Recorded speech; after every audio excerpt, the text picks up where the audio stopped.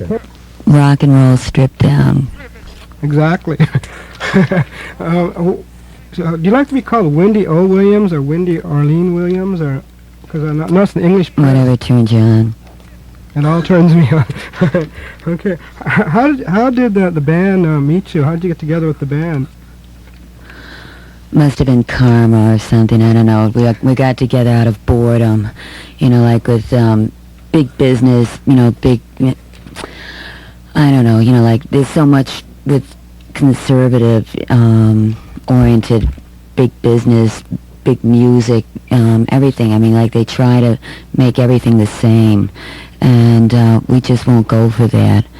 And the Plasmatics are about taking chances, and we are the alternative to homogenized rock and roll and everything else that's happening. Mm-hmm.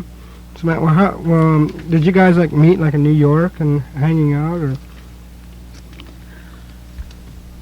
We live in New York, and we got together out of sheer boredom, and much rehearsing and taking our energies and just letting them go to the absolute most. I mean, from the moment you're born, you're given this line, and you're said, don't step over this line. And we don't subscribe to that. We say, step over the line, do it. And this is what we do with our everyday life. This is what we do with our rock and roll. And this is the Plasmatics. Well, how long, what were you doing before you were in the Plasmatics? I did a lot of things. I made my debut on the Howdy Doody show. I sang and danced. And I did everything every healthy, red-blooded American girl would do. I was a hippie. I traveled around. I was a dancer in Europe. I traveled around Europe. I was a lifeguard in Florida. I did sex acts. And here, the best part of my life is the Plasmatics. Yeah. This is what I've wanted to do all my life since I saw Elvis Presley first on TV when I was a kid. I said that was what I wanted to do. And I think it's about time that girls started having some fun. Where did you do the sex acts at? Was that? It was a long time ago, yeah. I will do anything as long as there is a certain quality involved. Or if the price is right? Sure, I mean, I like money. I love Cadillacs, that's why I like blowing them up. I mean, I love TV. I hate to read. I really love TV, and I love smashing TVs. I love radios, but I hate radios, and I love to smash them. I have a Cadillac, but I still love to blow up Cadillacs. They're my favorite, absolute favorite car to blow up. Aren't they expensive to blow up? You have to get one each time? Oh, they're fucking worth it. How long have you been in the Plasmatics? The Plasmatics have been together a little over 2 years now. Wow. Okay, well, we got a song queued up. This is called Butcher Baby. This is a hit over in England. This is our first single that we put out on Stiff Records. It's got the gutsy, piggy sound of a chainsaw. I think we're the first band in rock and roll history to ever really put a DiMaggio pickup on it and run a chainsaw right through the sound system. Yeah, we had a lot of fun dumping that Cadillac in the pool. Then right after that, we heard the Ramones doing their chainsaw. And you like the Ramones, don't you? You know them, don't you? Yeah, they're great friends of ours, Johnny and Joey. Yeah, they talk about you a lot whenever they're on my show. They've mentioned you a few times. About the Plasmatics.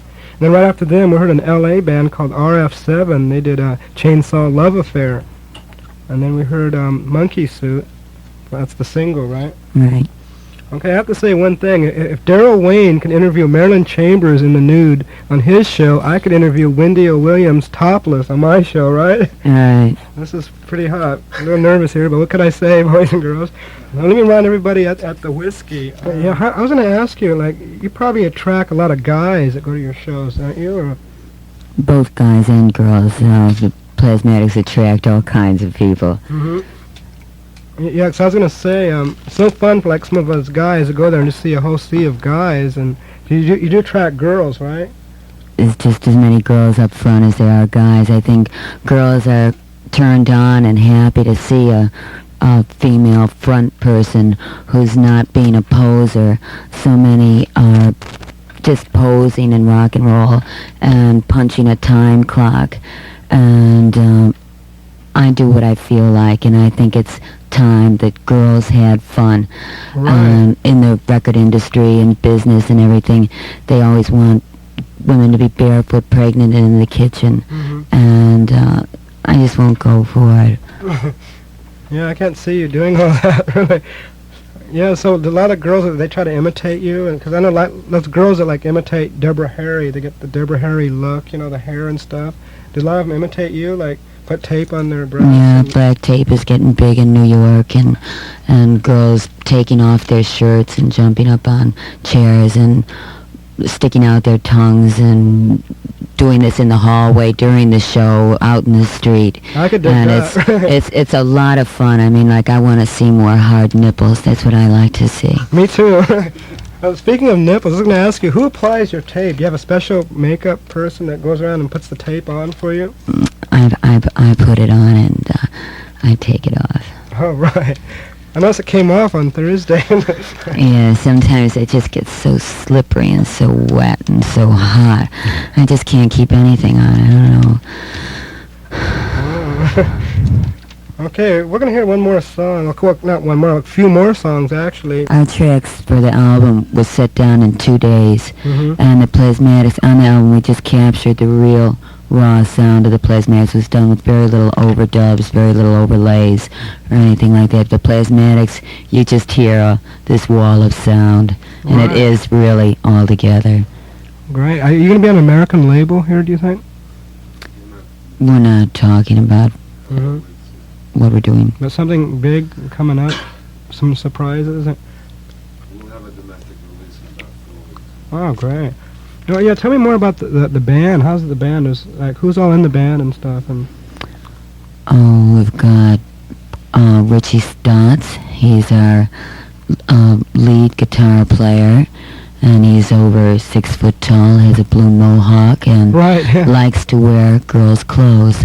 We have Wes Beach, who is our rhythm guitar player, and he is so fast and he never misses. He's like a machine. Mm-hmm. And then we have John Beauvoir, who was like a child protege. He's been playing with Gary U.S. Bond and has been right. out on the road just doing all kinds of things, and he could play the bass upside down, inside out. He's really a heavy bass player. Well, did he play like all those hits that Gary U.S. Bonds did, like Quarter to Three and School's Out and all that? Or? I'm not exactly sure which hits he was involved with, but I know he even helped write some of them. Really? Wow. Yeah, he's very talented. Mm-hmm. And we'll play something by Gary U.S. Bonds and a little bit later. Wow. And so tell me, how come you didn't blow up a car on stage at the Whiskey? A lot of people want to see that happen. We don't want to lose our fans. Mm-hmm. We do everything to scale. As we're at the Whiskey is one of the smallest clubs that we've played in the past 2 years. Year and a half, the smallest club we've played. And we don't want to blow the Whiskey off the map. We think it's a great club and would like to keep it here. So we do have other things that we do. I smash TVs, I smash radios, I blow up speaker cabinets, and we were dropping chickens down till the Humane Society or some old faggot came by and said that we thought we were being cruel to them. And this censorship I really don't understand. I mean, we're just saving these chickens from the Holocaust that they go through. I mean, I don't know if people who eat chickens really realize what happens to them, but we just give them a little lease on life. Instead of what they do is they take them and they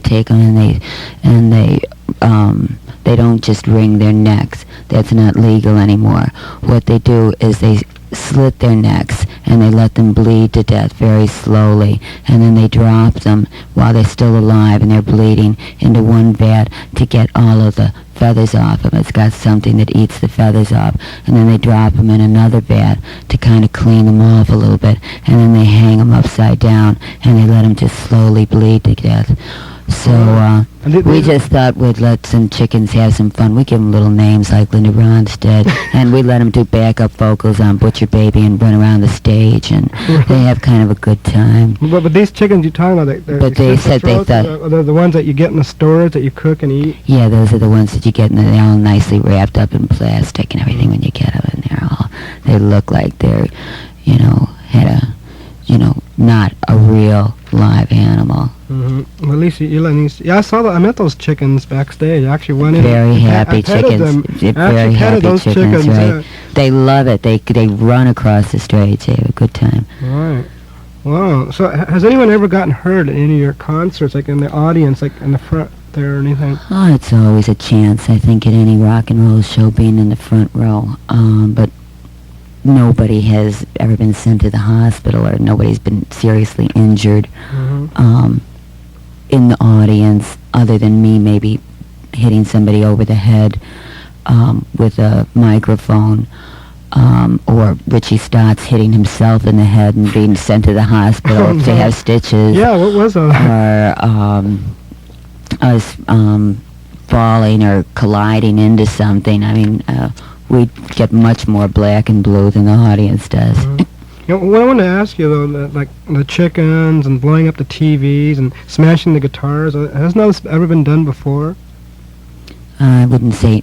I'm sure everything has been done before. Sex and violence is a very strong part of rock and roll and always has been. I think rock and roll did go soft for a while. And we are very visual. The Plasmatics are very visual, and it's just...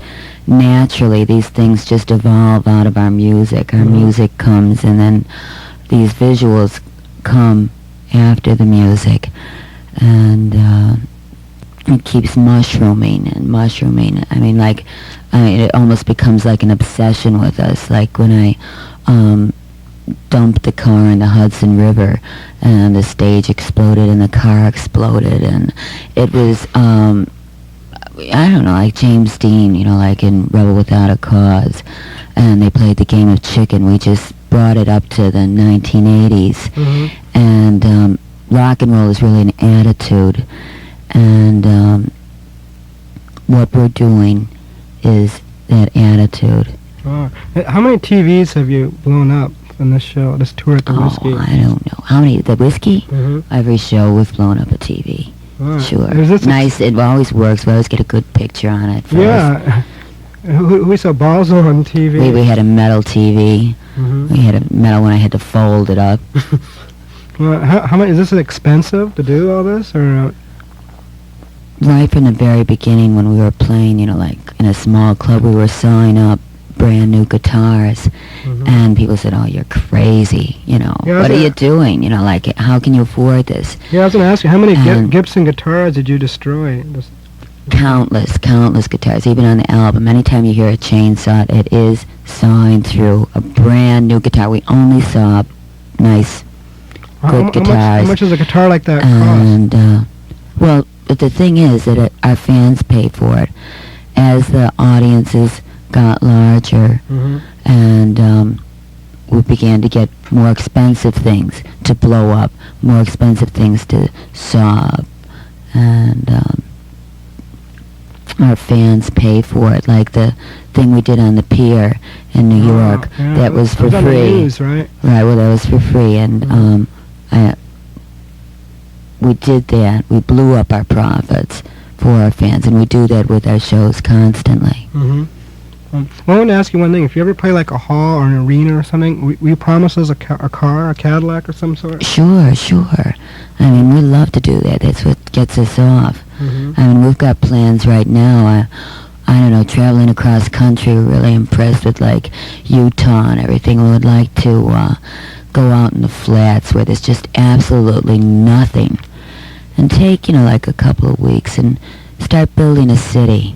Wow, yeah, your own city. Right, and we'd like to get all of the fans, all of the media, everyone who we're going to make this into a big event so people will want to come.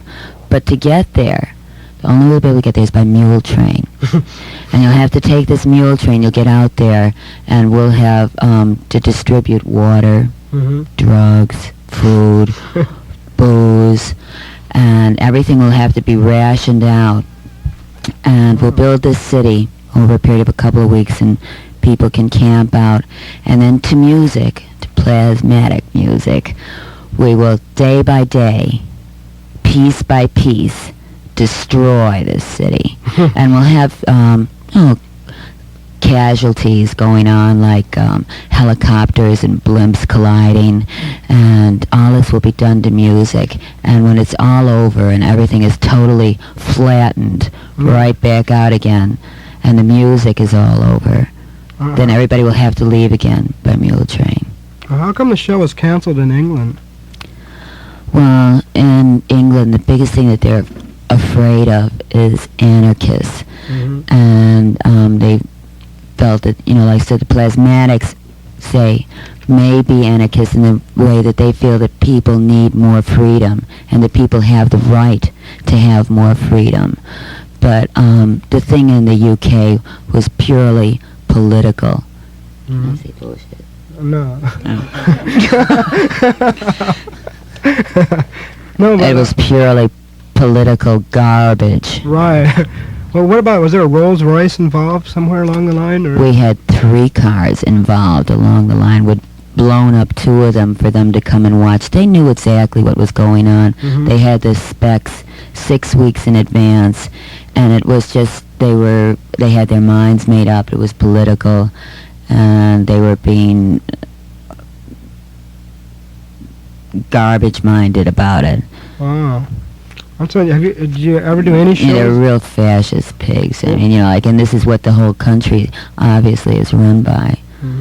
Amazing. Oh, did you do any shows in Europe at all while you were over there, or were you just there for the waste of time and then you didn't get to play? Or we didn't play when we were over there. We did have much press coverage, and we did come back, and this was, something that also had me obsessed with the fact of dumping a Cadillac into the Hudson. That gave you the idea, right? It pushed us, Wow. Pushed us right into it. All right. Well, let's hear something. It's another cut. This is a live cut. All right. I am stunned. What can I say? Thank you. Okay, we heard a couple of live cuts, right, from the Plasmatics. Wendy singing lead. What did we hear so far? I heard Squirm. Squirm, And then we heard Living Dead. Living Dead. All right. And then these records are available, I guess. I guess if you're down, there's a record swap meet convention tonight down at the Palladium. It goes on until midnight. I guess they have those records there too. I'm sure they do, and I'm sure Pooh Bah's in Pasadena has some, and Zed in Long Beach, and Vinyl Fetish, and even Licorice Pizza and Tower have those too. I've seen them there. Okay, the KROQ will be throwing a Rude Gala premiere for the Clash's new movie, Rude Boy. It's happening October the 16th at 8 p.m. at Tiffany Theater on the Sunset Strip. The Rock will be giving away tickets to these premieres, so listen for details. A little bit later we'll give some more away. Okay, I was going to ask Wendy a couple more questions. So what do you think when, like, some people compare your show with Kiss? Oh, I feel that the Plasmatics are very real, as opposed to a fantasy. And this is where, and also the music. I mean, like besides that, our music is just so energetic, and I think what everybody is looking for right now is that instant orgasmic rush, and this is what I get with the music, and this is what our fans get when it works for them. Wow. Did you ever see the Kiss shows? You ever go to their concerts? Early Kiss. I mean, the first times when they played, it was... Like their very first shows, really exciting, but now, they kind of lose it once they get real big, I think. You're never going to lose it when you get real huge, are you? We just wouldn't do it anymore. You know, Mhm. like, I mean, if it didn't just hold that magic for us, if it didn't give us that instant rush. Mhm. I mean, because, like I said, we like money, but this is what gets us off. Right. Wow, this is. I heard you did a photo session today with Bob Matthews for Cream today. How'd that go? And Tom The Cream Jameson Dream. did some I was too. honored to be the Cream Dream. Really, what issue will that be in? Do you know? Probably soon, right? I don't know how far ahead of time they do these things, but it You was should be lots the of Cream fun. Dream. Really, I don't know why they haven't thought of that sooner. And it was very nice. It felt great. What'd you do in the photo that's a I'm bit not different? telling. Is that going to be a surprise? It's going to be a surprise. Wow. Okay, well, I'd like to thank you for coming down, and you'll be going on stage at the Whiskey A Go-Go, right? I know for a fact that Jed the Fish is going to be down there, and Pono Larry is going to be down there as well. So there'll be a lot of people down there checking it out. And say hello to the Alley Cats when you stop in there. Thanks a lot. All right, I'll see you next See time in L.A., and then hopefully we'll get that Cadillac on stage. I would have given you my Cadillac. I had this old Cadillac, and it got stolen. I actually saved it. I was going to give it to you. We had it parked out in front of my house for like a month. It died.